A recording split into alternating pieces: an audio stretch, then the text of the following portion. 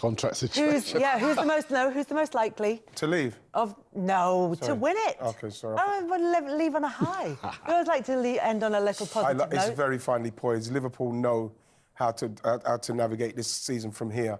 Arsenal are still trying to chase. City have got a lot of work to do. Are you looking at Liverpool and thinking they've got a wobble? They've not had a wobble yet in terms of their results. They're going to have one. We've seen that Southampton caused them a little bit of problems, but they still got the job done because our poor Southampton weren't still playing out the back. I can't see it. But City and mid-wobble. Mid-wobble. And I think Arsenal now can't afford to lose too many more. Have Arsenal come out the other end of their wobble? I think so, now. It's ironic, actually, because Arsenal have got the most depth in defence. Liverpool have got the most depth in attack and midfield. I think Liverpool, if they lose players, they've still got players who can deputise for them. They look stronger. I'm going to go with Liverpool still. Yeah, I agree with that. But I also still think, I don't know, there's this weird feeling about City. I just don't think you can ever... This game next weekend is massive. Yeah. No. Liverpool City is massive. You don't think City at all? I'm not going to go with City in the current climate. No, but right now, in the moment.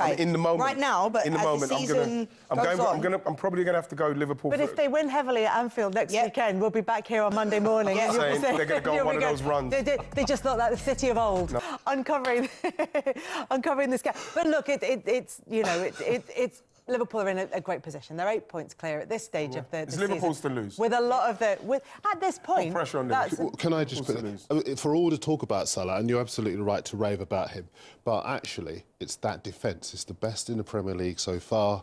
It's Van Dijk is back to being Van Dijk. The protection for that defence is... been first class as well. The goals from midfield as well, other players popping up. Curtis Jones. It's exactly. Curtis Jones has been outstanding. Kelleher deputising for Alisson has been outstanding as well. Not enough said about that with Alisson. Absolutely. Not enough said. I think there's a real balance throughout the side which gives Liverpool those options, and I think that's a big part of the reason why. I think Virgil will still be there, though. You know, we talk about the three players you said, Kel. Like, Trent, I think, is the one that everybody's thinking won't be there. I think Mo Salah and Virgil van Dijk will be there next year. I just have a feeling. I don't want to see... No matter what team you support, you want to see the best players in the Premier League, and I don't want to see Mo Salah. Arsenal fans want to see Martin Odegaard back at full fitness, and now they are seeing Martin Odegaard back at full fitness, and everything is knitting together for Arsenal. They are back. That's what happens when you have such an influential player who's out. You can see how it energises and gives it just revitalises the whole team. Arsenal weren't a million miles away from what they were trying to do when he wasn't there, but with him not being there, you can see how it all falls down. He's invaluable to us. I think you could see that with the way we played. I thought it was a fantastic performance from Arsenal in the way that we know that Forest, they went to Liverpool, only team that's beaten them, and it's going to be a tough game, but I thought Arsenal from start to finish, the way they control that game, especially with Odegaard in the team, it was really a good performance. And again, just one that they had to win. I thought it was a must-win, especially when we knew who Liverpool had, and I knew they were going to beat them. Didn't see the City one coming, but the fact is Arsenal did the business, and it was very professional. Does it remind you of Bergkamp? Is he as important to the side as Bergkamp was to Arsenal? I think so, and I think that you could see that in the way he was just everywhere, and the passes through the lines, you know, and then when he came off, and again, Arsenal took a big chance on getting rid of Emile Smith-Rowe and Vieira as number 10s because they've said 1 year he's ready. And they've taken him out, and 1 year he's come on, and yes, he scored his goal, but he looks the same. He's taken up the same positions. So hopefully that is something that will continue to happen and he can get more important games. But when you look at how solid it is at the back, the midfield's looking good. Obviously, Thomas Partey coming in and scoring that goal is brilliant. But I just think up front, Saka is, like I say, I mentioned Savinho at City. If Saka went games playing like 15 games, he's gone nothing from Savinho. Saka, if he goes 25 minutes, it's a massive story. Yeah. The way he does not get the credit for what he does. He is fantastic for us, and he's fantastic again the other day. I mean, that goal that he scored, I mean, I think Martin Odegaard and telepathy they have between each other, I think is on a different level. Yeah. And they do say the best players find each other, but they just seem to find each other all the time. It's funny you should bring up Dennis Bergkamp and Martin Odegaard, because my dad called me a couple of years ago. He's a Gooner, as you know. And he said to me, darling, I think we found the closest thing to Dennis Bergkamp. And I was like, yeah, all right, Dad. Dennis Bergkamp is my idol ever. And I see where my dad's coming from. My dad knows football, but it's true, like the touch, the manipulation. And I think with Martin Odegaard, when you watch him live, similar to Dennis Bergkamp, I used to go to Highbury just to watch him warm up. Like, you have this feeling, the way they manipulate the ball, they always know. They're like 3 or 4 steps ahead. Not just 2 or 3 past ahead. Like, we're talking 3 or 4. You know, Martin Odegaard's preparation touch, his ability to have his head up, you know, be able to see 3 the angles of the pitch at all times. Like, he's on a different level. Did you, once you finished the warm-up, did you just leave? After, when you were there, yeah. When you were there, yeah. No, but, you know, there's some players, you know, they're special players. He's special. I'd probably put Pogba in there. I'd put Mesut Ozil in there. Put Odegaard in there. If you can have an isolated camera, it's a beautiful thing to watch. Obviously, Zidane, the ultimate, but be unbelievable player to watch in the way that he manipulates the ball and gets other players moving. Right, come on then.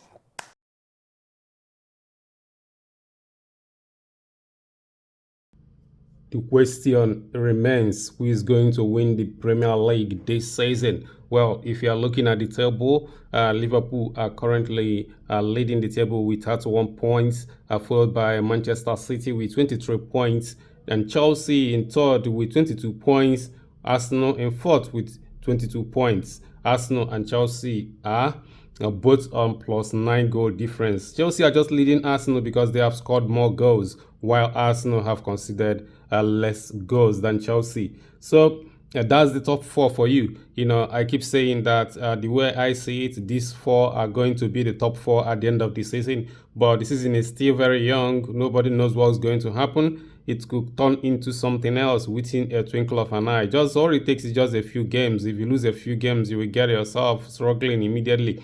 But like I said, the question is, who is going to win the Premier League this season? Well, history tells us that no team that have 8 points ahead of the second place team at this stage of the season in the Premier League have ever lost the Premier League. Wow. But okay, what we are trying to say here is just 12 matches, and we still have 20-something matches to go, and anything can happen. 8 points is just a matter of losing 2 games or 3 games, and he's down. And I mean, for me, it's all about the likes of Manchester City, Chelsea, and Arsenal remain consistent, because Liverpool will surely one way or another at one point struggle. You know, that's the I mean, that's pretty much certain. They will surely struggle one way or another at a particular point. Then what happens when they are struggling, when they are in bad form, in bad shape? What's going to happen? That's the question. If Manchester City continues to struggle, it becomes a lot more difficult for them. Arsenal are coming back because their injured players are returning, you know, which is a plus for them. And then Chelsea, they still have defensive issues and goalkeeping issues. So probably they will be here or thereabout, but I'm not sure they are going to compete. They are not going to be in there for the league title at the end of the season. Well, nothing is impossible. It can happen, but at the moment, I'm not sure. But if they decide to go into the market in January and get top-class defender and then a good goalkeeper, then anything can happen. Because at the moment, they are just within touching distance to Manchester City. That's a difference of 1 point. So 1 point is nothing to them. And Manchester City could easily lose against Liverpool, next Sunday. And if that happens and Chelsea beat Aston Villa, they will climb above Manchester City. So that's the tiny margins, you know, we are talking about here. And Liverpool, if they manage to beat Manchester City on Sunday, they will have 11 points ahead of Manchester United, and that's massive. So that game is very, very important in this race. That game will decide a lot in this race, because Manchester City cannot afford to lose again, and Liverpool cannot afford to lose that match. If they lose that match, Manchester City will close the gap to 5 points, and then you know what that means. Manchester City, 5 points is nothing to them. That is if they can get their house in order and go on a run. You know, they can go on a run, and usually every season, they always stumble at the beginning. Usually every season, they always stumble at the beginning, and then come the turn of the year, around January, they put on a run, a serious run of wins. And that's always the same every time. Okay, this time around, you know, there is question mark to that because Rodri is not available and he means a lot to that team.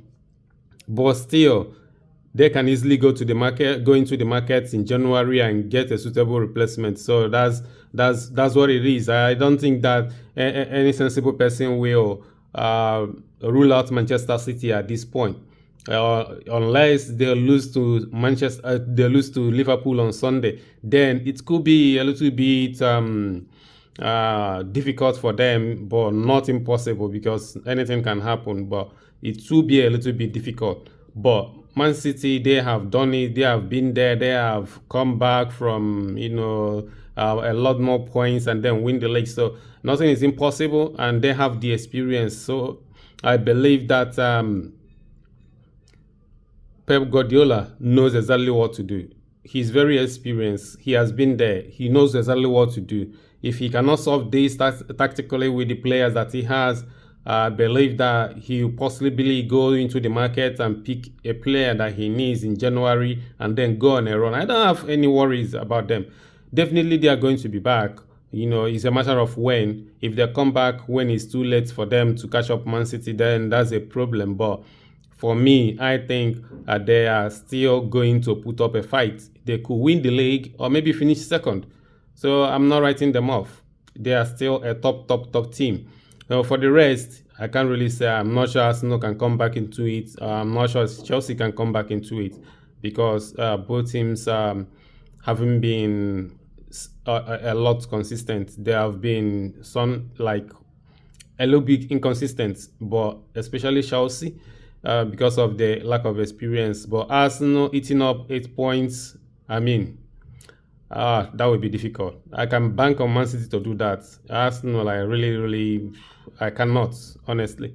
So my prediction remains Liverpool should be the team to beat. They're likely to win. They have more chances to win. Man City to come second. They can win. They have slim chances of winning, but that's possible. Then Chelsea and Arsenal third and Chelsea fourth at the end of the season. That's where I sit.